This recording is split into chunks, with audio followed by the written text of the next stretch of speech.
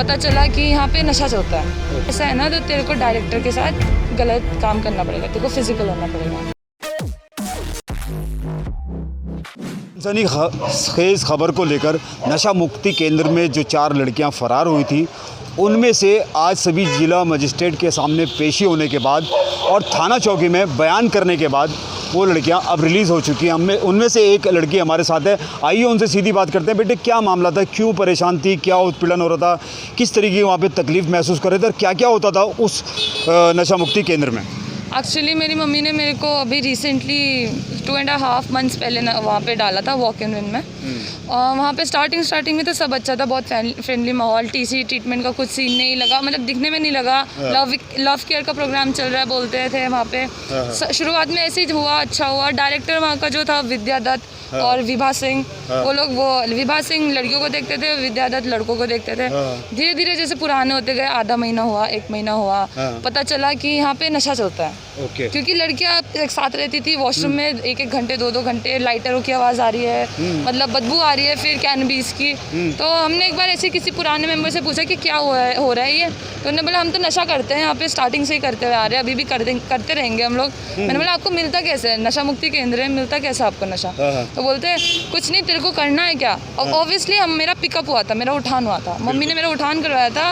और मैं उस टाइम यूजिंग में थी, ज़्यादा टाइम नहीं हुआ था, तो दिमाग में नशा छोड़ने का कोई आइडिया नहीं था मेरा। तो अगर कोई नशेड़ी के सामने नशा रखेगा, उसका COD ऑब्वियसली वो पिक करेगा उसको। हाँ, तो फिर मैंने बोला वाई नॉट यार, मुझे भी करना है, तुम लोग कर रहे हो तो जब अच्छा है, जब नशा मुक्ति केंद्र के अंदर मिल रहा है। पेशेंट के तो यही विचार होते हैं, सबको तो यही चाहिए। तो उनने बोला अगर ऐसा है ना, तो तेरे को डायरेक्टर के साथ गलत काम करना पड़ेगा, तेरे को फिजिकल होना पड़ेगा। तो फिर वो तेरे को सामान ला के दे देंगे, तुझे जितना सामान चाहिए वो तुझे उतना सामान ला के दे देंगे, तेरे को एक बार फिजिकल होना पड़ेगा। मैं एकदम बैग, मैंने बोला तू मजाक कर रही है या तो तुम मेरे साथ मजाक कर रहे हो या तो ये बहुत गलत है। बोली नहीं है ऐसा ही होता है। मैंने बोला ना भाई sorry, I am so sorry, मैंने ऐसा नहीं करना। उसने बोला अरे मैं तो मजाक कर रही थी, तू पागल है, डायरेक्टर के साथ ऐसा, डायरेक्टर है वो हमारे, ऐसा। तो वो बात वहीं पर ख़त्म हो गई। धीरे धीरे दूसरा महीना हुआ तो और लड़की आई, और लड़कियाँ भी नशा करने लग गई। मेरे को फिर लगा कि ये सच्ची में गलत है। एक लड़की के साथ हुआ ये, उसके साथ सर ने ज़बरदस्ती करा, उसने मना किया पर उसके साथ ज़बरदस्ती हुई, तो उसने फिजिकल हो गया था उसके साथ। उसने आवाज़ उठाई वहाँ पे। इस सर का क्या नाम था? इस सर का नाम विद्या दत्त रतूरी। हाँ, और क्या बोलते हैं, उसने एक्शन लिया, उसने अपनी आवाज़ उठाई। उसने हम विभा माते जो लड़कियों को देखती है, विभा सिंह जो हमारी इंचार्ज है, उनको सब कुछ बताया। उनने एकदम इग्नोर कर दिया ये बात। उनने एकदम बोला कि ये इंसान हमारे साथ रहता है, हमको इसके ऊपर विश्वास ही, ऐसा कर ही नहीं सकता बिल्कुल। उनने एकदम इग्नोर कर दिया। और सेंटर का ये सीन होता है, अगर कुछ गलती हुई है तो कॉन्सिक्वेंस मिलेगा, या तो तुम्हें लट से मारेंगे, तुम्हें स्टूल मिलेगा, या तो तुम्हें छिली हुई ईंट में बैठा देंगे। तो अब उनको लट मारा, हमको ही बोला मारने के लिए, क्योंकि हम सीनियर थे ऑब्वियसली, हम भी उनके डायरेक्शन मना नहीं कर सकते क्योंकि फिर हमें कॉन्सिक्वेंस मिल सकता है। ठीक। तो अब हमको करना पड़ा। उनने बोला इसको मारो, 2 थप्पड़ मारा, उनको स्टूल में बैठाया, 1 दिन का पूरा स्टूल मिला उसको। उसकी आँख नीली हो गई थी, लट मारा था उसको, उसका हाथ में भी नीले हो गए थे। क्या एज रही होगी जिसको मारा गया था उस बेटी की? लगभग 25-26। हाँ ये थी वो। उसके बाद कुछ टाइम बाद एक छोटी बच्ची आई, 16-17 की। उसका एडिक्शन भी अल्कोहल था सिर्फ, तो उसको भी इनडायरेक्टली बोला। और सर ने एक दिन उसको सुबह, मैं उस टाइम उठी हुई थी, सुबह मेरी आंखें खुली हुई थी, मेरे को नींद नहीं आ रही थी, 5 बजे का टाइम था। उतने में बहुत आराम से वो डायरेक्टर आया। हाँ, गर्ल्स के रूम में अलाउड नहीं होता, पर वो आया। उसने अब उसको बोला लड़की को कि इधर आ। लड़की उठ के गई, बंद करा, फिर वो आधे 45 मिनट्स बाद वापस आए। उसने फिर मैंने पूछा तू क्या करने गई थी इतने सुबह तो कोई भी नहीं उठता सेंटर में। उसने बोला यार दीदी मेरे साथ ऐसा हुआ, ऐसा हुआ। मैंने बोला फिर उसके साथ फिजिकल रिलेशन कंप्लीट हो गया, रिलेशन कर दिया था उन्होंने कैमरा ऑफ करके। वो जब भी ये करते थे, या तो वो कैमरा ऑफ कर देता था, या तो एक ऑफिस है छोटा सा, वहाँ पे वो ले जा लेते थे, वहाँ पे कैमरा नहीं था। तो उसने ऐसा बताया। बहुत सारी 1, 2, 3, 4 मतलब ऑलमोस्ट जितनी लड़कियाँ आती है वो उनके साथ होता है, फिर चली जाती है। हमको बिल्कुल सहन बोलते ना, सहन एक लेवल होता है, लिमिट होता है, टॉलरेंस का लिमिट, वो टॉलरेंस लिमिट क्रॉस हो चुका था।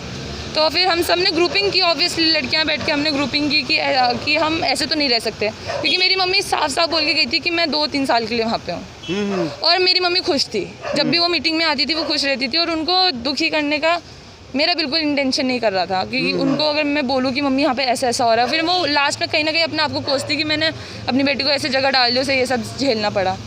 तो हम लोगों ने प्लान करा और लड़कियों ने भी प्लान किया, हम लोगों ने मौका देख के हम लोग वहाँ से निकल गए, बस यही था सीन। और फिर हम जब यहाँ पे कोर्ट में आए तो हमने वहाँ पे भी अपनी गवाही दी। ये बयान दे चुके हैं, सबने सब सच सच बोल दिया। इसके जो ऑनर थे वो लोग अरेस्ट हुए हैं, उनको जेल भेजा गया। आज इनकी जो ऑनर थी वो अभी एक जो विद्यादत्त है, जो मेल को देखता था, वो 4 हो चुका। क्या एज होगी उसकी? एज मेरे डैड से भी ज़्यादा होगी, आई थिंक 50 क्रॉस। हाँ, उसकी 2 लड़कियाँ, एक 17 ईयर्स की है मुझसे थोड़ी छोटी और एक 13-14 ईयर्स की है। हाँ, मतलब वो पुलिस कस्टडी में है, शायद से वो उनको अभी तक लॉकअप में कर दिया है, ये हमने सुनने में आया। तो कैसा एक्सपीरियंस रहा कि आगे अगर आप एक यूथ को, एक युवा को, एक न्यू जनरेशन को अगर एक मैसेज देना चाहती हैं तो किस तरीके से मैसेज देंगे कि वो अपना बचाव किस तरीके से करे नशे के खिलाफ, नशे के खिलाफ? ऑब्वियसली ज़्यादातर जैसे मैं बहुत शेयरिंग सुनी है मैंने एडिक्ट्स की, उन ज़्यादातर सबकी शेयरिंग में ये होता है कि हम नशे में इसलिए पड़े क्योंकि हमारे घर से हमको निकल गए थे, हमारे पास कोई फ्रेंड नहीं था, कोई नहीं था शेयरिंग करने के लिए। ज़्यादा से ज़्यादा यही होता है कि लोग अपने अंदर बात रखते हैं, खाते रहते हैं वो बातें उनको खाता रहता है, वो कहीं उसको निकाल नहीं पाते। शेयरिंग करने से कोई अच्छा इंसान से, कोई एक अच्छे इंसान को पकड़ के आप उसे बताओ कि मेरे साथ ये प्रॉब्लम हो रहा है, ऑब्वियसली अच्छा इंसान है, अच्छी एडवाइस देगा। तो वो अच्छा इंसान आपको अच्छी एडवाइस देगा, ऑब्वियसली आपको अच्छे रूट दिखाएगा। अगर नेगेटिव इंसान को पकड़ोगे वो नशे की तरफ ही लेकर जाएगा। आपको नशे से दूर रखना है, अपने आप को पहली बात बिज़ी रखना पड़ेगा पूरा, क्योंकि रिहैब सेंटर जो अच्छे से चलता है, जहाँ पे सही मामले में ट्रीटमेंट देते हैं, वहाँ पे आपको बताते हैं कि आपको सुबह से लेकर शाम तक अपने आप को बिज़ी रखना है, एक रूटीन में रखना है, ताकि आपके दिमाग वहाँ भटके ही ना, जहाँ पे आपको नशा मिले। तो कुल मिला के यहाँ पे कोई डिसिप्लिन नहीं था, कोई सिस्टम नहीं था वहाँ वो सेंटर में तो ना सेशन होते थे, क्योंकि वो सेंटर नाम का सेंटर था, वहाँ पे सेशन नहीं है, कुछ नहीं है, कोई डिसिप्लिन नहीं है, खाना कब आ रहा है नहीं पता। हमने सर 4-5 बार कीड़े वाली सब्ज़ी भी खाई है, हमने क्यों बताया, हमने कीड़े वाली सब्ज़ी भी खाई है। हम कंप्लेन करते थे कि ऐसा खाना आ रहा है, वो बोलते थे क्यों, जब तुम लोग नशा कर रहे थे बाहर तब तुम्हें कीड़ों वाले खाने का वो नहीं था, तब तो तुम कुछ भी खा लेते थे, मतलब ऐसे टॉन्ट मिलते थे हमको। लास्ट क्वेश्चन है मेरा, और मैं आप यूथ हैं और ज़िम्मेदार भी हैं, मैं ये पूछना चाहूँगा अंतिम में, क्या वहाँ से कुछ देह व्यापार, प्रोस्टिट्यूशन का कुछ इस टाइप का उन्होंने कुछ वहाँ पर एक प्लान किया हुआ था जो बच्चों को इस तरीके से पेश करते थे? इस बारे में मैं कुछ नहीं कह सकती, बट ये वो प्रोस्टिट्यूशन का प्लान करे या ना करे, पर एक साइड से तो वहाँ पे हरकत तो वही हो रही थी, वो हो तो वही रही थी, चाहे अब लड़कियाँ हैं, मजबूरी है, क्योंकि 2-3 महीने से पहले मीटिंग नहीं होती, नया पेशेंट आता है, 2 महीने तक आप अपने घर वाले से बात नहीं कर सकते, मिल नहीं सकते। अब वो 2 महीने में उनके साथ क्या हो जाएगा, क्या कर लेगा, और वो आगे वाला इंसान उनको कैसे मैनिपुलेट करके चुप करा देगा कि हाँ भाई अब मम्मी आने वाले, ऐसे ऐसे है, तुम अगर मम्मी को बता दोगे तो फिर तुमको स्टूल मिलेगा। बहुत होती थी, हमने सुना बहुत डंडों से मारा जाता है, क्योंकि वहाँ पर जो लड़के हैं वो भी बता रहे हैं, लड़कियों ने भी बयान किया, लड़कों ने बहुत खास तौर से बयान किया कि वहाँ पर लठ से बहुत मारा जाता था, मतलब जेल से भी ज़्यादा दशा ख़राब थी। वहाँ पे लठ से मारा जाता था, हमने अपनी आंखों से देखा है मारते हुए, मतलब जब स्टाफ वाले लड़कों को मारते थे, जब डायरेक्टर लठ से क्या मारना, वहाँ से तो वहाँ पे लातों से भी मार रहे हैं, घूंसों से भी मार रहे हैं, तुमको पनिशमेंट दे रहे हैं, एक ईंट में बैठा रहे हैं जो कि छिल रखा है ऊपर से, तुमको 4-5 घंटे वो ईंट में बैठे रहना है, स्टूल में सबसे कॉर्नर पकड़ के तुम्हें पूरे रात दिन 2-3 दिन का स्टूल दे देते हैं। यही मतलब बहुत ज़्यादा टॉर्चर बोलते हैं ना जबकि टीसी प्रोग्राम होता है, पर उनने अपना सेंटर को लव केयर शो करा है कि हमारा सेंटर लव केयर वाला प्रोग्राम है, यहाँ पे टीसी ट्रीटमेंट नहीं चलता, लड़ाई झगड़ा नहीं होता, मारपीट नहीं होती, कॉन्सिक्वेंस नहीं मिलते, पर वहाँ पे सब होता है, सब, और लड़कों लोगों को बहुत मारते हैं वहाँ पे, ये मैंने भी देखा है। ये एक्सपीरियंस साझा किया हमने उस बिटिया के बयान लेके जो उन 4 लड़कियों में नशा मुक्ति केंद्र से फ़रार हुई थी। नशा मुक्ति केंद्र को लेके लोग कैसे सोचते हैं, कैसे देखते हैं, ये जिम्मेदारी माँ बाप की भी बनती है, अभिभावक की भी बनती है।